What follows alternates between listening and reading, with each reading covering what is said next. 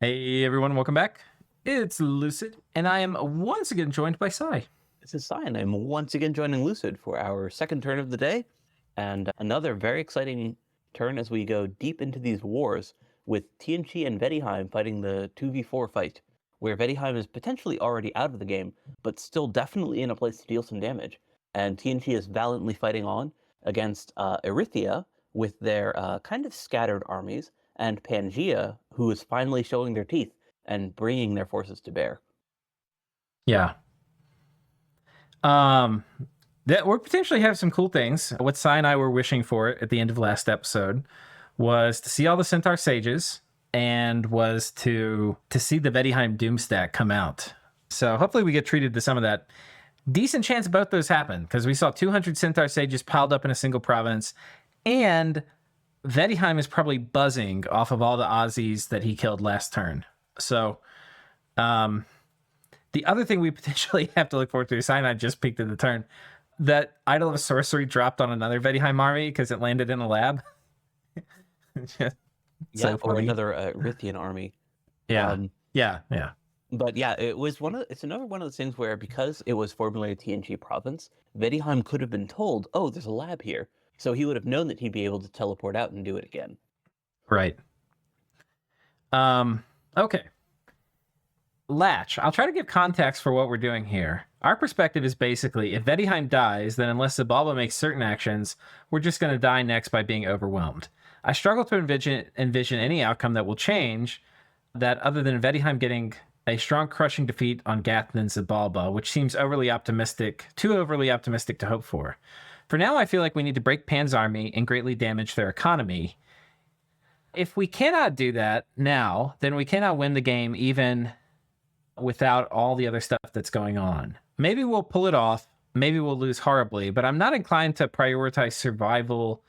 And instead, we're going to commit our forces to killing as much of Pan's stuff as we can and trying to take some territory while using the rest of our stuff to keep ourselves propped up. If that somehow happens and we are somehow alive, then maybe Zabalba will somehow inexplicably have something better to do than fight us with everyone else. And we will see where that lands us. Outlook, not good, or not great, but it looks like we can get some more fights, so I can't complain. Okay. Yeah, so that's actually a very good read, I think, of the game state in that it's not enough to, just stick around while other people are eating your stuff. It really does matter how much he's actually able to take off of Pan. Um, so yeah, like I think that's a solid read, and it really is important that he actually like goes for causing damage while he can, where he can, under the assumption that like he needs to be able to beat Pan to actually win the game. I think, some of the players have said that the TNG Diplo is frustrating, and I think there's probably some lessons to learn here. We've talked about it some. But one thing you can find that's absent in this message is a description and explaining of the other players' views of the game. And giving this a message to us, he's really only telling us what he's thinking. But there's not like, this is how Zabalba's thinking, this is how Erythea is thinking, this is how Pan's thinking. Because kind of, he's just kind of hoping things fall into place, but it's more like to do good Diplo, you have to know what all the other players are thinking and how you can fit into their grand schemes. So, like right now, it just seems to me a little bit like kind of flailing around in Diplo. Like I have to just do a ton of damage against Pan. Like I don't see him conquering Pan. Like I don't know how that's going to work. Like maybe he wins a battle or two, but like maybe if he kills like 200 sages, he can really go on the offensive. I see what you're saying. But Yeah. I do think though that he is right that regardless of like how he lands diplomatically, Pangaea remains the top power. He isn't going to be in a position to win the game himself. oh, TNG? Yeah, like I think that TNG Yeah. needs to be able to take Pan down a peg. And because he's the one fighting Pan right now, that is his responsibility. So I wouldn't say that his like going like, very heavily for a very aggressive move against Pangaea is flailing around. I think that that's just recognizing the reality that Pan is too strong and that Pan needs to suffer some major setbacks in order to be out of contention for just like outright winning in the very near future. I don't think it makes sense to try to go on the offensive against a stronger player while you're currently in a 2v1. I think you go after the weaker player, which in this case looks like Agartha. I just, like, sure, maybe you don't, like, if he really is against Pan, maybe you don't end your non-aggression pact with Pan, but maybe you, I mean, maybe you don't resume a non-aggression pact. Maybe you harass him or set traps up for his armies or poke him. But like, I just don't see TNG taking Pan forts after they lost that army. I mean, that's what he's going for.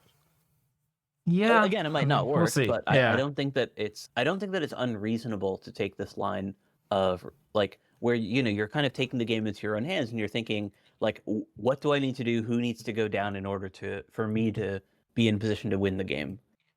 Look, Yeah. I think that identifying Pan as a big threat, someone who you're currently fighting, who you can do some damage to, is a pretty decent line of reasoning. And like from a grand strategy perspective, if you can beat Pan in battles and start taking ground that way, then you are doing damage against the person who needs to go down in order for you to eventually win. Yeah, I'm more of a bottom feeder. I'm more looking for like the path of least resistance. And I definitely don't want to fight position 1 as part of on the one side of a 1v2 if there's any way to avoid it. And definitely not offensively into them. So I hear what you're saying, and if they pull off big wins, like but it's just, I guess difference of perspective. I think that in TNG's position, I would be looking to do a very similar thing and try to pull off those upset wins. That's yeah. Okay, Demosthenes. I'm largely of the opinion that we've been out of the game since the major blood powers, Gath and Zabalba, were allowed to spend the last 15 turns without having their blood economies rated. I've seen Zabalba has already pivoted to making Dark Finds, which in my view are a top-tier late-game summon for army fights, as they become absolute monsters with enough buffs. We were planning to make use of them ourselves if our blood economy ever gets big enough to make troops, but he's probably able to make a dozen a turn. We have demonic cleansing and manifestation online, and we're having fun with the latter. But fundamentally, when the diplomatic situation has us being attacked along basically our entire perimeter, while other nations seem largely to militarize just their border with us, we're definitely going to be worn down and defeated. When in order to stay in the game, we need to make big gains. We need to be making big gains. I have no real hope for a diplomatic change. Fundamentally, every turn that Zabalba and Gath are not being coalitioned is one step closer to a victory for them. Pan seems to not view the giant blood economy nations as a special threat.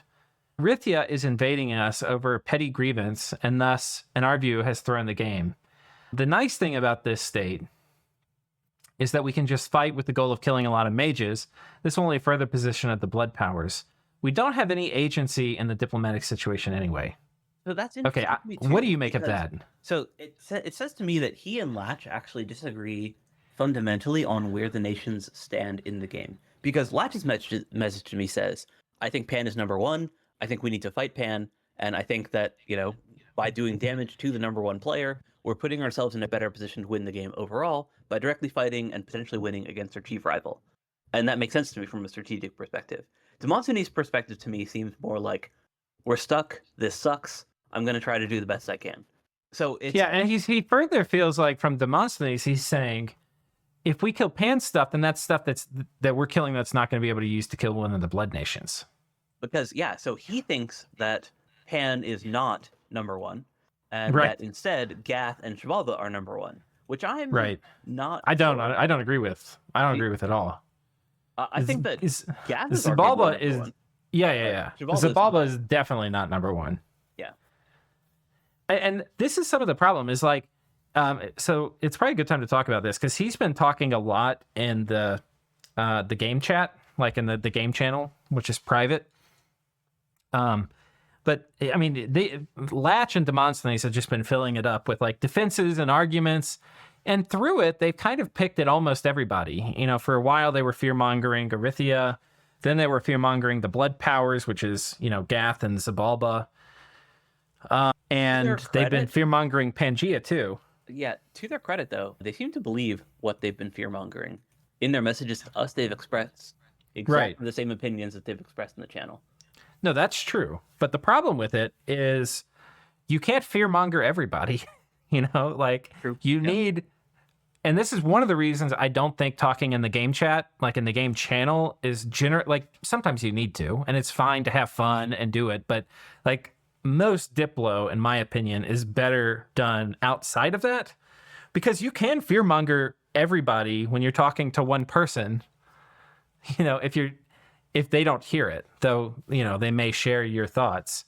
So like the thing is, and some of this, like if you understand Zabalba to be an existential threat, which means Zabalba's a really strong nation, it's just the position isn't that amazing. But if you're like Zabalba is running away with the game, Zabalba might be your only potential ally against Pan and Gath, and you're like shit talking them in the game channel where they can read it, Yeah. To So be fair, I think that Fuluk is at least one of the more rational players in that he's not going to, like, if his interpretation of the game situation is that he needs to ally with TNG, he's not going to take the fact that they shit talk to him personally. yeah, but it might be that TNG's not approaching them with deals, right? Because if you're shit talking somebody in the game channel, you're not like, hey, like, you see how strong this Pan Gath alliance has been all game, and they're position 1, and they're basically tied for position 1. The only chance we have of fighting them is like Zabalba, Arythia, and us coming to an accord and like taking these guys down a notch. And then like you have to be willing. This is what I'm trying to say is you have to be, if like to do diplomacy well in a high skill game, you need to be willing to make deals with strong players. Like there needs to be somebody scary that you court as your ally, right? Like you don't want to court like Vedheim, who's been playing pretty well. They're falling apart. Like you want a strong ally. Like Pan and Gath are sitting happy as hogs, even though the other one's terrifying. Yeah, I do see what you're saying, and I agree with the sentiment that you can't alienate all of your potential partners. Right. Okay. Did we finish this? Okay, yeah. Panda isn't worried about the Blood Nations, which I think makes sense. He's in position 1, I think, tied with Gath. Arythia is invading us over a petty grievance. And Pan, we know, is probably doing something with Arythia, like a Nexus or Water Gem play or something. Yeah. To be clear for people watching, we don't have any special knowledge. It's speculation, right? So, if this comes out... It's based on the fact that Arythia was given a Pan fort, which was sold through some Diplo that we don't have the details on. Right. And also Arythia coming in on Pan's side in this war. So, well, that in particular was less pro-Pan and more anti TNG. Right. But it is also a direction, an arrow pointing in that direction. But you're right about the primary motive. Okay. Gath. The Arco the player, so not the nation, told me some time ago that many of the most interesting things in the previous finals might have been the things that never happened, and I now understand what it means. So many cool tricks are planned and deployed every turn, by most players, I guess, and most of them will never be seen by the viewers. Just because, for something to come to play, one player's intuition is not enough. 2 are always required. To the actions, though, after the second uneventful turn, it certainly feels like Vedheim decided to partially give up on the south and concentrate in the north, which is what we were thinking Vedheim might have done, but you're thinking he hasn't. Yeah, no, I don't think that he's necessarily given up on the south. I think that his last message was that he was angling in that direction, though, but we still don't know where his death stack is. So until we see that, we don't actually know where Vedheim's head is at in terms of like what his priorities are and what he's focusing on. Right. Might not be the case because his majors are still in 27 and the Corruption Dome is still active. I bet they're having a fun time chilling there. Smiley face. Because the Corruption Dome doesn't affect the sieging army, I'm moving a full force onto 27 now. Because if the dome is active, his god won't be able to teleport in. So unless he has something new up his sleeve, he has to move out now or be destroyed. So he's trying to force a fight. I would also like to point out that while I can move my demon production center from my cap to one of the 2 other wastelands, it requires investment and it is really needed at this point because my logistics is in a good shape. Also, I obviously can't move Gibber production, and the Gibbers are quite important now because they're neither demons nor humans. Yeah, the Gibber even late game become really good just because they have innate magic weapons. They have great hit points, and what he's talking about there in terms of their just, not being humans. Right. And also they're benefiting from his big bless. So like there's something that you kind of like want in your late game armies anyways, just because they have all the peripheral stuff that make or that increase value in your late game troops, while also just being sacred. And anything that's sacred becomes good when you have these sorts of big resist blesses. Yeah. Second message. Made an agreement with Pan where we have a nap until turn 80 and nap 4 after it. We're right now on 65, so that's for the next 15 turns. Void if any of us controls or besieges 5 thrones. So this is also just confirming how deep this alliance, this axis is running. Also void if either of us makes peace or declares war or declares a war separately from one another. Oh, wait, fuck. Oh, I don't like this. Well, that's kind of what they've already been doing, where they are declaring war on all the same targets. Yeah, Making I think the condition of the alliance is a little odd, I guess, but like I don't think it. Oh no, this is like this is a full military alliance. Yeah. So you know, total war terms or whatever. Yeah. Right. Yeah. I mean, this is we're going to if one of us gets attacked, the other person will declare war. And if one of us declares war, we'll pre-discuss it with the other person, and we agree to go to war together and not at all. Yeah, but I mean, they've already been doing that. This agreement is just formalizing what's already been in place. Right. And these agreements are super powerful. We've been talking about it before, but I kind of hope it doesn't become the meta because it kind of sucks, especially when it's like this formal.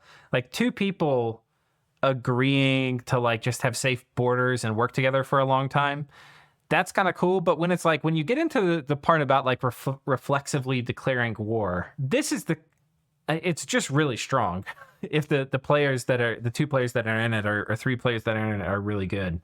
So yeah, you mentioned before, but it kind of sucks. This is even past your comfort zone. Yeah, and I like diplomacy, but this goes past my comfort zone. I think we've been saying this for a while, but all the other players need to realize what the fuck is going on, and they need to form a counter axis. Otherwise, these 2 players are going to exercise their plan, which seems to have evolved or come into being since pretty early, which is they're going to push everybody out of the game except those 2, and then they're going to fight over who wins. Yeah, and the other thing that's interesting about that to me is that they didn't initially go into the game with that plan. It's just that their alliance kind of kept pushing them to keep the alliance, if that makes sense. Like it had initially been successful from their first war, so they saw no reason to end it, and then it just kept going. Yeah. And then as it remained successful, you have no reason to break it, and therefore the bonds just kind of deepen over time as you keep finding success with your existing condition. It was never a true alliance, but now it is. I certainly feel that it benefits me a lot, and likely more than Pan. I know that you guys and many of the viewers don't love Diplo gaming, but I'm using the tools I am given to achieve a better game state. Managing relations is certainly one such tools alongside Serim, Gadals, and Crystal Mages. Overall, I'm feeling quite confident about the upcoming turns. Famous last words. P.S. 40 out of the 46 lanterns have been sold to Zabalba for a good price. P.S.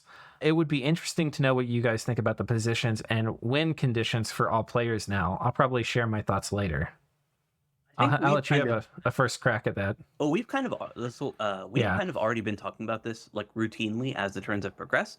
So I don't really think we need to like keep going into it. But I definitely do think that Gath is in the number 1 position right now, but that Pangea is very, very close behind them.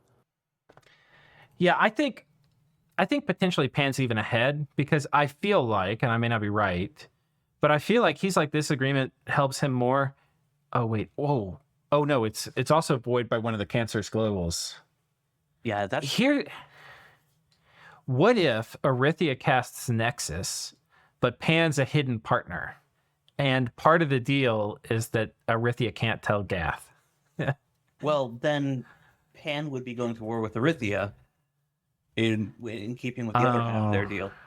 So I don't see that. Yeah, okay. It would fall apart eventually, right? Because like if Pan's not fighting, Gath would find out.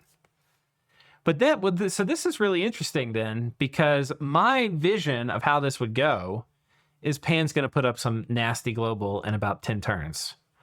And I mean, he still could do it. It would just avoid the nap. But yeah, I think that if Pan wants to trade allies for Erythia, that's kind of a trade down if anyone else is still in the game. So like he could Yeah. put like I do see where you're coming from, where Pan could potentially ride the game until only him, Gath, and Erythia are left, and then ally with Erythia as a 2v1, with Erythia being a drastically junior partner in that alliance. And then Right. Pan would win from that and essentially have achieved a diplomatic victory, right? Where she Right. won by virtue of, maintaining this great alliance, winning, where he could as cheaply as he could, and then also having a 2v1 to finally close the game out. That's Yeah. kind of like where I see the trajectory that you're talking about heading, but I don't necessarily think that's foreordained or even all that likely given the terms of the alliance that they have in place. Yeah. Yeah. You may be right. You may be right. The thing that I wonder about though is I just feel so strongly that the Pan play is a global play, and if he sticks to these terms, I don't know how that works. Yeah, Like, how is so Pan going to do his big global if he can't?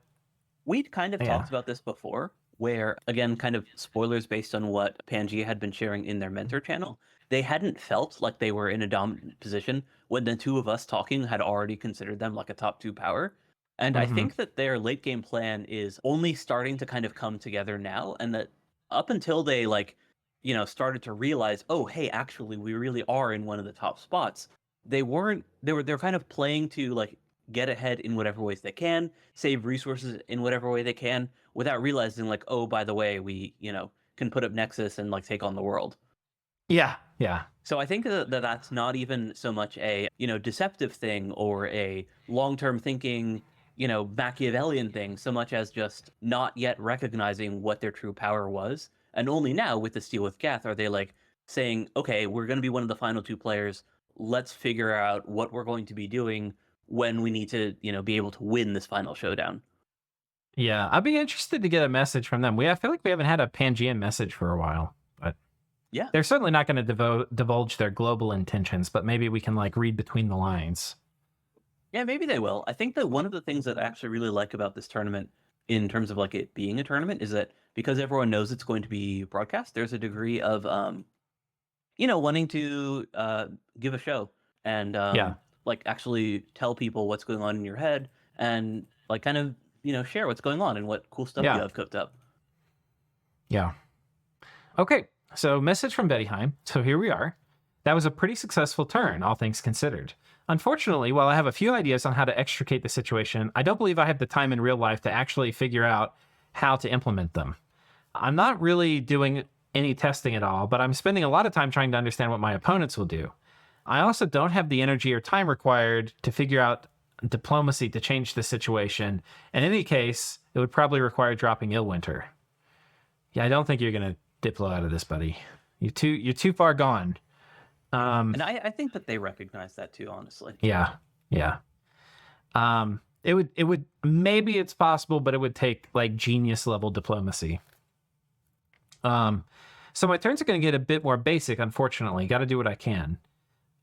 Definitely accidentally deploy. Especially, it's going to be hard to get out because like you want to get out versus Pan and Gath, you have to get out against both of them together. And like, And that's not happening because you can't make a deal with Gath because of the border situation. right.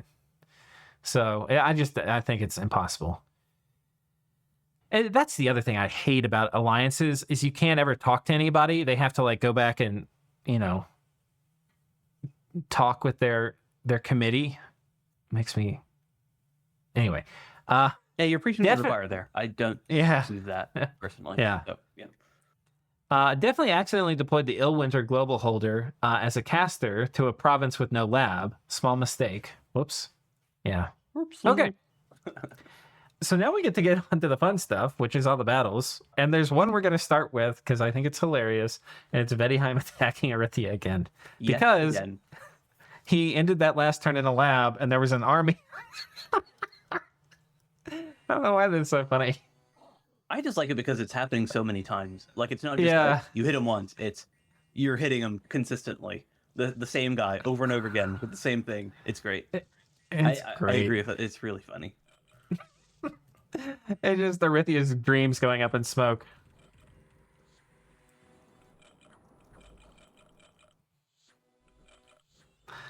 It does suck because this just does shut down human nation so hard if you don't have special counters for it. I do think that the counters for this are fairly accessible. Even something Yeah. as simple as advance and cast Shattercasters with some modicum of resilient protection is good Yeah. enough. But Erythia's armies have kind of consistently, I want to say, been unprepared, right? Like he's Right. kind of had these disparate pieces, but he's never had something that's resilient against this kind of remote attack or even just Yeah. against an enemy doom stack in general. Like there are so many things that he could run into that TNG could deploy, which you would just lose to. Is this a Wind of Death caster? Oh, please be. Okay, it's Vortex of Returning. Whatever type of caster that was, it's not we going to don't work. get to see. Although on the other hand, you still, even when you do get a Vortex of Returning off, Wind of Death. Yep, you're right. Dementia is what saved that army. That's fun. Oh, it did it? I call it the moment of inaction. Oh. So that meant that the Vortex of Returning got off before the Wind of Death could get cast. Yeah, because Wind of Death is actually a pretty quick spell. I think it's like 125. I don't know the timing on Vortex. We can I probably think see. Vortex is 200. It's definitely a spell I've cast several times. Wind of Death is 150. Vortex is 200. Yeah. So yeah, oh, you're totally right. Saved by dementia. That's fucking cool. Yeah, not a drawback that you see come into play very often. It's obviously not a great drawback to have in general, but yeah. Okay, Very this is funny kind of to cool. A decked out Gadol against a lonely blood hunter. Is that a regular bracer of protection, or is that the artifact Krupp's bracer? On Let's the take a Gadol? look. And it's the artifact. Okay. Yeah, this is a decked out dude. I thought so, just because I didn't see, because this isn't an Earth random guy. Typically, if you're doing the regular bracer, it's to take advantage of the Legions of Steel exploit. Yeah. Yeah, that's strange. Okay. Krupp's bracer is fun because it also is yet another thing for that. So you can very easily hit the protection cap by doing the armor bracer, Krupp's bracer, armor bracer. Have we seen the horror harmonica yet this game? Nope, this is, I think, the first time we're seeing it in action. So Gath is deploying it on this Stormstaff Golem, which is a great way to do it, because these horrors are storm immune. Or, no, they teleport, so... They don't fly. Well, yeah, they're functionally storm immune in terms of their travel, because they're not reliant on flying, they're teleporting. And importantly, a lot of these guys are routing here. From the Wailing Winds effect, yeah. Right. So yeah, this much died, but a lot more ran. And that's going to be it's very hard to like organize the momentum in an army when you have this guy hitting him every turn. And we're wondering how impactful was Gath going to be, because he doesn't really have much of a border with TNG. But clearly he's just, being the ally here, coming in with the air support. Yeah, it's impactful enough, if nothing else. And, every time you do this, there's a chance a horror lands on the Frostfather and kills him. So. Ooh, spooky. Okay, where should we start? Good question. I mean, we've kind of already seen the most fun stuff, which are those big magic phase attacks. Because TNG in particular seems to be devoting a lot more of their what's the word I'm thinking of? They're devoting a lot more of their remaining gem income per turn in these magic phase battles compared to the one doomstack thing that I'd kind of been hoping to see. Yeah. Because the fact that they're using their god as this anti-army tool means that they're not deploying it with that doomstack to try to take that one big battle. Was it the TNG god? The Vedheim god. Oh, the Vedheim god, yeah. Well, I think that's the problem with these immobiles, is it's really, you'd have to take a battle inside a fort against Wailing Winds. You kind of don't want to do that. You know? Or if not inside a fort, then you have to have your god already be patrolling if you're fighting on a fort at all. And then you'd have to hide him, because he's probably not going to walk into an idol that will do that. Probably ping first or something. So then you'd have to have some illusionary item or something. I don't know. Yeah, it's hard. It's very hard to move an army around with your god, especially defensively, because ideally you can move it outside of a fort, but when you're fighting, when you're trying to just defend a relatively small section of core territory, you're pretty much always fighting on your forts. Yeah. Okay. So I found it. I heard in the game channel there was a big battle this turn with Pan and TNG. And I was trying to hunt for it before we went to the map. And this is it. This might actually be 200 sages. I mean, this is some ungodly number. And he's also bringing his expensive mage support too. Those are the slow to recruit pans. So those are the big battlefield casters that for casting the spells that you want outside of your communion. And he's also bringing his non-sage mage support.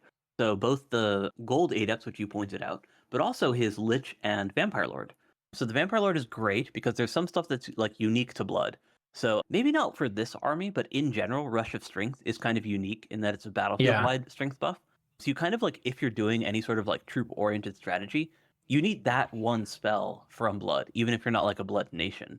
I don't know what this guy in particular is going to be doing. He might just be doing, life for life or something to that effect. But yeah, this is absolutely the Pan Doomstack. And it's reliant on this mass of mages, because he has as many enslaved mindcasters as there are enemy troops. Yeah. And that alone can bring you a fight. It's going to be frightening. And this army's already been previously disrupted. So this is a Pan army that's following up where Gath had come in with a Gembait horror harmonica, which made some of the mages rout. And so it's fucked up probably whatever scripting TNG has planned.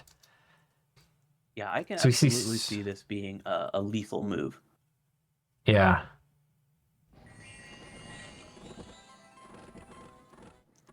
Oh, God. A bunch of swarm casting. Light of the Northern Star. What is this? Blood Rain going up, cast by TNG's God. And we hear the sound. Oh, my God. There's the gift. Oh, my God. I honestly thought he was going to be doing enslaved spam, but no. He's just dropping enough gifts to delete anything that TNG oh, has my to God. kill. There's some enslaved, I suppose, but yeah, it's mostly just gifts. And gifts are fun oh my because God. he tagged the golem with those gifts. Yeah. I was going to say, gifts are fun because they work against everything. Mindless, everything. lifeless, doesn't matter. Gifts can kill it. That's fun. Peace. From Russia with love. Oh my God. What the fuck just happened? I mean, that was the Pan mage stack. Yeah. We saw it in action. We saw it in action. So the plan was to just nuke this. It's basically like a flames from the sky with gifts of heaven. But instead of paying 30 fire gems, you pay for the salary of about 200 sages and a few gems for Vortex of Returning. Wait, he vortexed out? No. Yeah. Yeah. Why would you do that? If you're bringing this many mages, you should expect to win the fight. You should expect to win this fight with just enslaved spam, honestly. I think, because I followed the chat in the channel, is the slaves, he had to very carefully manage how long he ran it, because they would blow up the communion after like 5 rounds. That's clever. Okay, that makes sense. So like he vortexes out explicitly to prevent himself from killing 35 comm slaves. Right. I mean, okay, yeah. I mean, he doesn't care about the time, okay, he has to walk him back in one turn.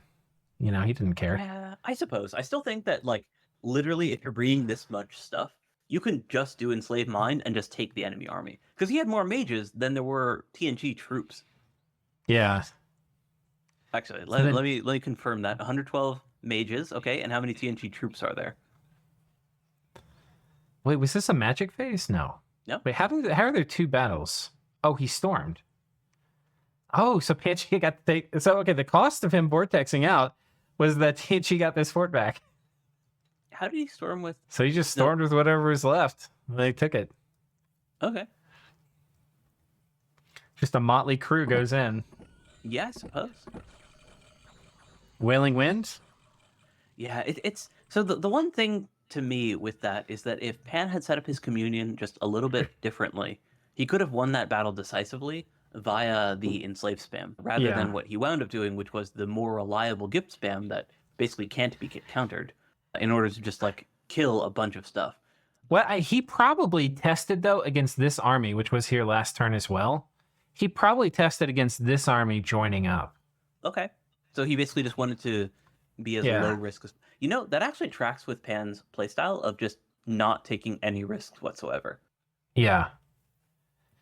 Yeah, ignore the fact that 80 sages died a turn ago. Or Yeah, 2 turns ago. but But like yeah, I was you're right. saying, No, you're right. It's very conservative. if you so like you'd mentioned, and I'd kind of been of the opinion that there probably was a cheaper way of doing that, but you'd said that he'd tested it He and like tested it, been yeah. very open about testing it. So maybe that was the most conservative way to reliably kill that stack, and he's willing to open up his pocketbook and pay for it as long as he's guaranteed to have it work. Yeah. And So in a then sense, that's it's conservative as well, just in a different way. yeah. Yeah. It's going to be tricky to figure out like what you can do against this. Like your options now are basically like battlefield wipes that all go off before Vortex of returning. And if you're not willing to do that, then Incapable of doing that even. right, or maybe like Wind of Death spam. Like you do a switcheroo and you hit him with like, though I can't remember if Decay ticks after Vortex. I think it does. I know that Decay ticks after Retreat. I Yeah. think, therefore, that it also goes after Vortex, but I'm not sure. Yeah, I don't know. I know I've lost a mage that had poisoned like lethal poison damage on him when he got returned out. Yeah, so But I don't know if it works probably- for Decay. I would assume that it follows the same rules as Retreat, but I don't know for sure. Yeah, Yeah. because the Decay's the same way, where like if you retreat, you still die from Decay. But I talked to So- Arco about it when that bug or not bug, when it happened and I lost the mage with that poison stacked on him from returning. I was like, what the hell is going on? And Arco also thought that returning didn't, like you just zapped out. It didn't do like the 10 more rounds of battle. But yeah, I don't know. Yeah, given that it worked on that, my suspicion is that it follows the same rules as Retreat. Okay. But again, I don't know for sure. Yeah. So on the back of this previous loss from, or I guess, no, TNG lost that previous fight. On the back of that, this is just devastating. I mean, he's lost enough now. It's going to be pretty tough for him to actually defend a lot of this infrastructure over here. And this fort's getting sieged through over here as well. So I hate to say it because I've kind of been rooting for TNG, but it looks like the wheels are coming off the bus. Yeah, it looks like this Gath Pan access is not only like very strong from an alliance perspective, they're also just both winning their respective wars very handily. And again, they have support. Pan Right. has Erythia fighting TNG, distracting them, taking away some of their forces, and also just causing very significant territorial damage. Where TNG Yeah. has a bunch of land where they're not drawing their gem and gold income, with Vedheim helping them out as well. That's Erythian armies being destroyed, but also more TNG provinces and TNG units that are not able to be, or sorry, it's doing damage to Erythia. Yeah. That's land that TNG doesn't have, and it's also like resources that aren't being deployed against the Gath Pan Alliance. And then same goes for Shivalba's invasion of Vedheim, where you have Right. all these units that are being used to defend against these Shivalban stacks, even successfully, right? Like he was able to kill a lot of Ocelotls, but those Yeah. aren't defending against Gath. So in Right. both cases, even though the other person that's helping them out isn't causing as much damage or bringing as much resources to bear, it's helping out those two powers immensely, where they're actually able to win these battles and make these territorial gains without facing the full might of the person who they're crushing. Right. And I think the other thing to kind of highlight with that is like, does Zabalba and Erythia know what, like, they don't seem like TNG's been fearmongering the blood powers. And the thing to fearmonger is this axis, like this alliance. And the thing is that if TNG and Vedheim die, then Erythia and Zabalba are next. And maybe it's only one of them. Maybe they let Erythia sit there because Pan's got to deal with them and they go on Zabalba. Well, then maybe after that, like, maybe it's Erythia joins and, Pan and they go after Gath or something. But that's not a position you want to be in as Erythia. So, Yeah, even in the best case scenario for Erythia, you're kind of the patsy. yeah. Yeah, like basically Zabalba and Erythia are kind of getting a little played here, maybe. At least that's my perspective. No, mine as well. I think that, yeah, that they're really not in a position where they're liable to come out on top. Yeah. And there's really only one winner in these games, right? Like you can't, like second place doesn't earn you any points, nor does surviving to be, in the last X number of players. Don't go popping Agartha's balloons here. So he did do this. I know the one thing that makes you win games is having fun. So as long That's as right. Agartha's having fun, he's winning too. So he was coordinating with Gath. You had speculated that's what happened, and because he moved off this fort and a scout took it from Gath this turn. Okay. Yeah. Oh, and he's attacking TNG again. Unsuccessfully. That's sad. Oh, that's so That's funny as sad. hell. That's just funny. Mage is getting sniped. These are the immortal dudes. The immortal heroes. The multi-hero guys, yeah. Yeah, they're fun. Let's just take a look. Let's have a moment for Agartha here. My boy Aaron. Let's just like dull the chaotic noises of the world out and let's just take a look. He is getting back. He is almost 2/3 the size he was at the end of expansion. Reminds me of those motivational posters, the like hang in there Yeah. things. Hang in That's there. what I'm envisioning for Agartha's position. Forts, he's at an all-time high. And I mean, let's compare him to Vedheim here. I mean, he's waving at Vedheim with number of forts. Income, pretty close to an all-time high. Hanging in there. Gym income, all-time high. Just about. Research. Who would be closest? Teachy, maybe? I mean, yeah, it's bad. Shibalba. Shibalba's the next lowest research. Yeah. Oh, wait. Oh, yeah. Waving at Zabalba in research. Not really far behind Zabalba in research. But we also kind of know what's been going on with Shibalba, where in this case, it's not that he doesn't have mages, it's that his mages are doing other things, namely finding blood slaves. Dominion, this is one of the ones that starts being really threatening if you hang around too long as a small power, as other nations get more forts and temples. But he's hanging in there. It's they can declining kind of a bit. kill you accidentally. Army size, not quite an all-time high, but growing. Anyway, that was our small Agartha detour. Yeah, the Agartha update's fun, but I don't think that he's at any risk of becoming a relevant power. Well said. Well said. Okay, let's see what's happening over here. Continuing the Pangea TNG conflict, we go to TNG Southern Theater and Pangea's Northern. Lots of... Just see what he's doing here. This looks like pretty efficient raiding.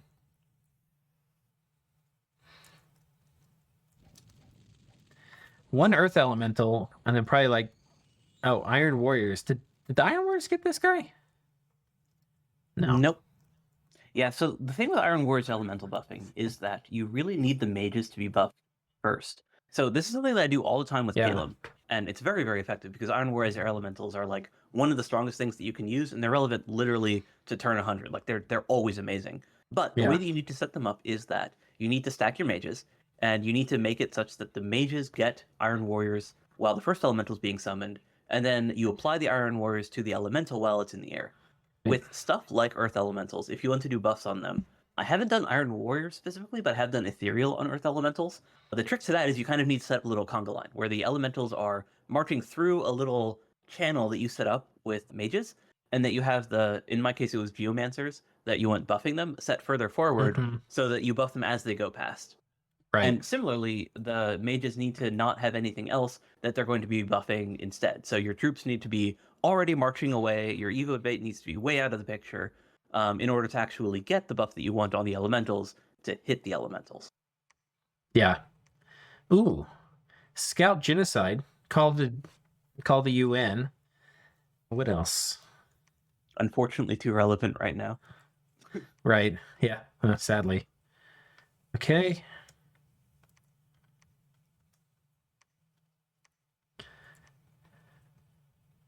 Kills a Ducado. Yeah, I don't really know what Arithia's doing. Oh, okay. So there's evidence that Arythia has experience. This is new. Okay. Strong evidence. So Arythia really wants Gift of Health. If he's relying on Tortarians to be part of his endgame strategy, Gift of Health is like the thing that you need, because a very significant portion of the Tortarians you summon are going to be feeble-minded. This one, case in point. But even the unit versions that you get, if they're still, even if they're like in a unit form, if a significant number of them are going to be feeble-minded as well. But if you have Gift of Health, it doesn't really matter, right? Because anything, right, commander or unit is still eventually going to get commander status. So you can pick the best ones. Your Titans, your Titans, your Cyclops. If you want the Air Earth cross path, What are your favorite ones? the Titans. I mean, Yeah, I mean, with the Thunderbolt, that one. no, the big random guys. The ones that get like Okay, yeah, 7 random paths yeah, just, yeah, you know, yeah. for The one 3 with the different ones. sickle. I think Yeah. the sickles have the highest total number of paths. Yes. And then the female version, I think it's only 6 and has lower hit Right. points. But Yeah. those are by far my favorite. Okay. My favorite units are actually the flying ones. So like if I'm not Gift of Pelting all of them, if I don't, or sorry, if I'm not divine Name or Gift of Reasoning all of them, and if I don't have Gift of Health, then they're like random big fear stacks. I like the flying ones the best because they have the highest HP. Oh, right, right, right. Yeah. And of course they fly, right? And that's And also that's how I was using this one here. Was yeah. basically the thing you have to be careful about is like this guy I think was still feeble-minded. Yes. And they get yeeted by like Mind Hunt, by Soul Slay, Enslave Mind, all those things. Yeah, because Feeble Mind does apply a big MR penalty as well. And then the other thing, so like this is actually worse, I would say, than the unit version because they're insane. So you can't reliably Right. control the commanders, whereas the unit you can at least reliably bring around with your armies. Right. But it's unlikely he Gift of Reason this. It's most likely there's like yeah. a 1 in 8 chance they spawn as a commander, and that's probably what happened here. So. Yes. Yeah, that's my guess as well. Okay, so TNG pinged this with the scout, and these guys retreated off. Well, this is a little strange. This is a small raiding party, but the king of both worlds. Okay. That's his king version. You know the deal with. Oh, wait, no. Oh yeah, the deal with Arythia. these guys retreated from this. That's what this was. Right. So this was the king of both worlds that spilled out over this way. Yeah. So you know the deal with the king and queen of both worlds, right? That's the. Yeah, I think so. I mean, I don't know the mythology. Oh, and I meant the mechanics. Yeah. Yeah, I know the mechanics. Yeah. Yeah. Okay. So that's this part of the world. Arythia again has been very annoying, but hasn't really made terribly concrete gains. And it was looking like they were going to make a play for this throne, but they've gotten. And this is kind of the other thing too. Like we saw with Xibalba, once they landed an army off of a fort, you know, like in a plains or wherever, it got jumped on by like magic phase Nephil Jarls with stealthy goblins beneath it. For Arythia, they don't have the ability or the luxury to just like, oh, let's jump from here all the way onto this fort. They like have to walk through these things. And every time they do, they're getting just blown up by this idol of sorcery. Yeah, at some point Arythia needs to find a way to deal with that. And it's not magic dual immune. So that's one thing you can try doing, is just throw enough astral mages at it to, you know, kill it in the first round of combat. You can do a similar thing with just Mass Soul Slay, where you just have enough high pen Soul Slay guys that in the second round of combat, in that case, because presumably you do a communion setup for that, you just kill it before it casts anything. Right. You also can do interruption stuff. So you have either permanent air elemental units from the Queen, or similarly get some sort of storm immune flyer. Maybe you farm a Doom Horror. Aziz. Yeah, or maybe you farm one of those horrors to do a Dream Horror, to do teleport to get to round 1. But you do something to get so that you are attacking the idol immediately and potentially interrupting the spell casting that way. It is an innate caster, so you're not going to like actually make it not cast spells, but you can like interrupt it by a damage while it's in the casting time frame. Yeah. Okay. And yeah, I mean, he could also do like Fog Warriors, which is good against bone grinding. But so he has different things that he can try doing, but he needs to actually field these answers in his armies. And until he does, he is, as you say, going to get hit by this every turn. So it's not so much that he's helpless against it, so much as it's expensive and he needs to start doing it. Yeah, look at this. This blood hunting hard. So many corpse constructs. Jesus. Well, he kind of has been. Like, you basically have just been seeing him migrate as he hunts down the provinces that he's already eaten. Yeah, I mean, he's got more population than what I thought for how much he's been blood hunting this stuff. But, I mean, you also have to consider that the place that he had already been hunting were pretty rich to begin with. So, like, if you look at those forests, for instance, that are now, like, sub 5k. Oh, interesting. Okay, so one of them... This was one. Yeah. So he basically just, like, hunts them down until they're no longer viable, then moves on to the next place. And he's giving up a lot of gold income to do this. Because the places that he's hunting are not the, 7k sustainable blood hunting. No, these are, like, his actual gold centers. These are the 11k, 15k provinces. And he's just chewing them up. This gives you a sense of how tall these are. Because, like, how tall he's blood hunting. Because he's got 300 troops here. And despite that, there's enough blood hunters that he's got 250 unrest.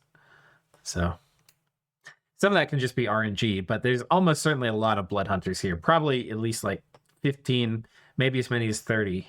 And again, yeah, given how quickly he devoured the population in the provinces that they're bordering, we can assume very deep blood hunting. Yeah. Yeah. Okay. I think we've covered Vedheim pretty well, haven't we? Oh wait, no, maybe we start with TNG. We did TNG first. Vedheim is only now. Oh, so this is scouts getting patrolled out. Okay. Interesting. Okay. And then, so Gath did leave a pretty significant force behind patrolling, presumably to cover retreats. Yeah. Okay. So Gath, right. So Gath had moved his main army up and then tried to cover his retreats with those patrolling forces in order to make sure that stealthy Veddies couldn't grab the province out from under him. Right. So he's patrolling here, he's covering his retreats, and he's moved the army on top of this wizard tower, which has 1,000 wall defense, and he's one turn popped it. And there was nothing. Oh my god. God, that is so Pangea scary. I've been doing a Gift of Heaven spam. Gath is doing exactly the same thing with these crystal mages. 19 crystal mages. Was that 19? 19. Oh my god. And he's bringing the pile of scouts, too. He's got 30 scouts in this army. Yeah. Was that Earthshim on this one? So I guess they're doing summon Earth power. Yeah. Yeah, these are here for that Gift from Heaven. And it's kind of like we talked about before, where Gift from Heaven is the spell where it doesn't matter what they're going into, it's going to do work. Yeah. Ooh. Spooky. Yep, okay. I mean, so his plan in doing this is like, come and fight me. If you've got mages that are trapped in here or something, or, you know, like, we're going to take a fight. I forget exactly what his logic was, but I know that was the end result, but... That's where the Dome of Corruption is active, and that's where Vedheim's god had been. Right. Oh, right. So he knows the god can't get back because of the dome. Right. Right. Well, and the god's deployed out here, too. There's no way to get the god... Well, I guess there's no lab. He probably doesn't know this. I mean, he might, but there's no lab in the province the god's in right now, so... Yeah. But, like, specifically, even if the god had been in a place with a lab, it couldn't go into this province because of that dome. Right. Okay, and then I think we saw this fight. This was the Cohen Gadal. Yeah. One of the big upsides of Celestial Rainbow that isn't talked about too often is it's, I think, the only dome effect that doesn't work on your spells. Right, yeah. That hasn't been cast, though, has it? No. Yeah, no. It's one of those kind of niche spells because you kind of need to build towards it. I guess Rainbow Gods nowadays don't, because like people do run big water anyways just for the defense stuff. Like Water 4 super common for plus defense and like +5 cold res. And then some people run Water 6 similarly for like the either bigger cold res or +4 defense. And then of course you run poison resistance, so you have nature. So like you see more capable Celestial Rainbow casters, but it used to be super rare. Like people would even have a god or a unit in general capable of casting that spell. But even then, like it's lower priority, I think, than a lot of the other late game globals. Like you definitely don't, you know. It's utility. It's not game winning. Yeah, you know, it's like very nice utility, but it's not going to win you the game. Exactly. Yeah. Like I think I found it very, very valuable against an Abyssia because it blocks horrors, right? Like 30% right. For blocking horrors is massive. But even like when you're in this late game situation where like, you know, domes are super valuable, as you pointed out, it's not the one spell that's going to win you the game. It's just something that like makes it much easier to fight into another player's offense. Yeah. So pretty much all is quiet on the Vetty front, I think. There's not... It looks like he came in for a major capital defense, assuming maybe Aussies would fly in. But we don't see that. Are those the Darkvine army, or is that the Darkvine army on... Yeah. Yeah.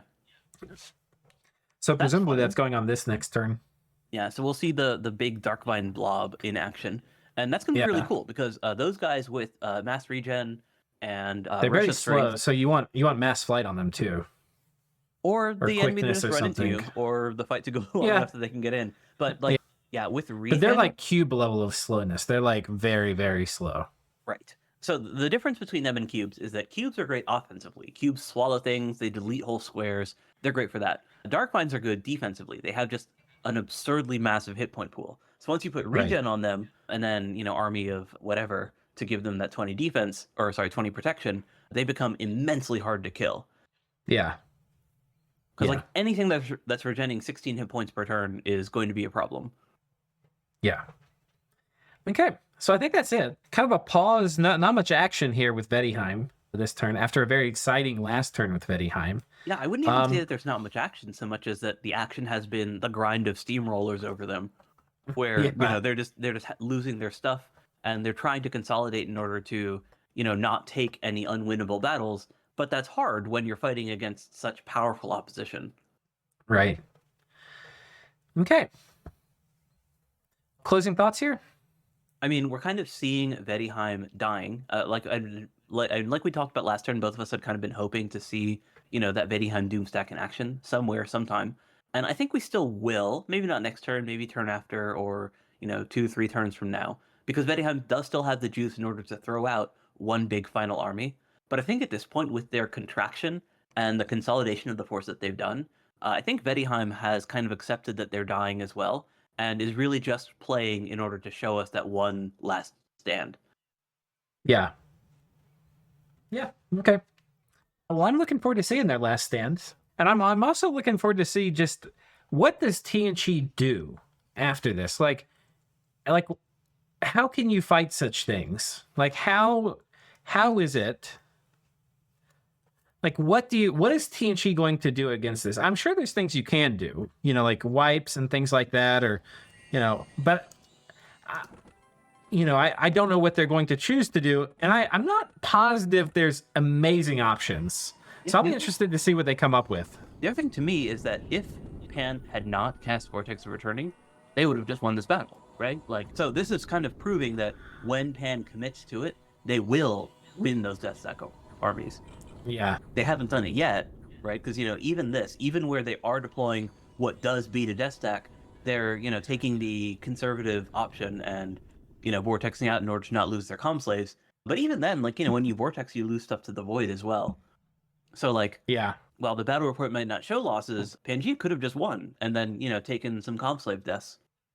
Yeah.